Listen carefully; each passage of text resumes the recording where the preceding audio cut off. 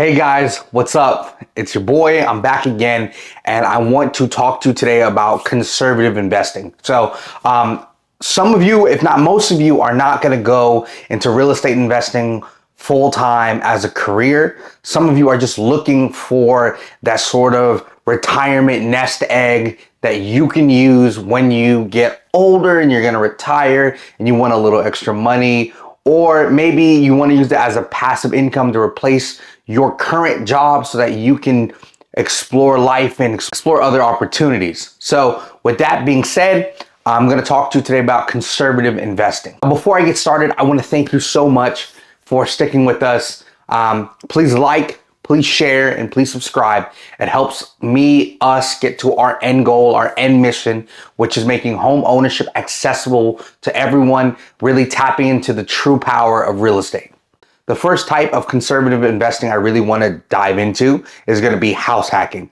So house hacking is kind of like a really cool thing that's going on a lot on social media. You can see it a lot. It's where you buy a multifamily property, usually 1 to 4 units, using an FHA loan, and you live in one door and you rent out the others. The really cool thing about house hacking is not just it gives you the ability to live somewhere rent-free, but it also gives you a large asset that you can leverage later on in life to either buy your dream house, to replace your income, etc. Now, why should someone house hack? So for a lot of people who are unmarried and you're younger and you're working a good job, house hacking is a really cool way because you can live in one door and keep your expenses really low while simultaneously racking up a lot of cash from the other doors. So it's really interesting because you can actually use an FHA loan on these house hacks because anything 1 to 4 units is still considered single family residence, right? It's still zoned as SFH, single family homes. So with that being said,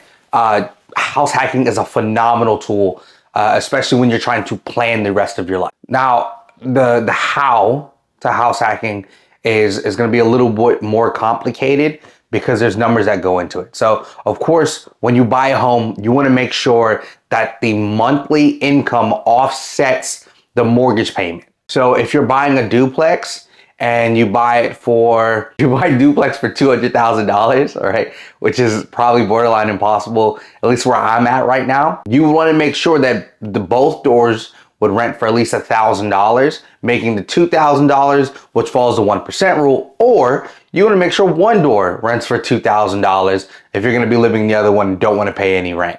That's going to be probably one of the most effective ways to effectively house hack. For the individuals who want to get into conservative investing but don't want to buy a multifamily property, you can still do it. You would just have to leverage the property that you own. So this can be in conjunction with house hacking, or it can be its own separate thing, right? So we're going to talk about it being its own separate thing. You would simply buy a house in a good location at a good deal. Then once that house appreciates or you build up equity in that home, you want to go ahead and leverage that equity. And you can leverage it either by doing a cash out refinance or a HELOC. Either one of those two vehicles are going to allow you to leverage what asset you already have to go ahead and buy another one. And then you would do what they call the BRRRR method: buy, rehab, rent, refinance, and repeat.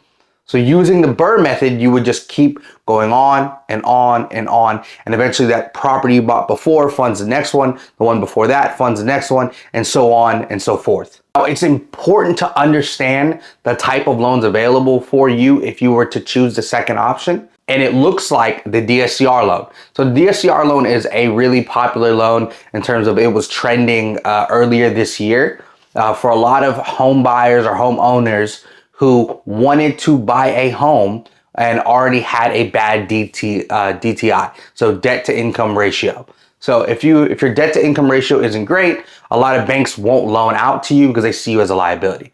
Well, if you're using a DSCR loan, the stipulations for the loan are actually contingent upon the property itself and not upon your own personal credit or your own personal job or your statements or anything like that. A DSCR loan looks at the property and goes, hey, will this property cash flow? If yes, you put 20% down, we lend you the money, you rent the property, you pay us back, and whatever's left, that's your cash flow. So the DSCR loan is a really viable option if you decide to go with the second option, just because it gives you the ability to buy more properties if you already have a lot of debt in your name, okay? Which can happen from just having either multiple houses or multiple mortgage payments, etc. Life happens, right? So with all that being said, that was conservative investing in a nutshell. Now, of course, there are more intricacies in that, but again, I'm here to educate, empower, and execute, and want you to do the same. And we start that off by giving you information first. And if it's interesting to you or it's a route you want to go, you reach out to us and you get to dive into it. So that's conservative investing. Thank you again. We ask that you please like, share, and subscribe. We want to see you win. At the end of the day, that's all we want. We just want to see you win. So bless.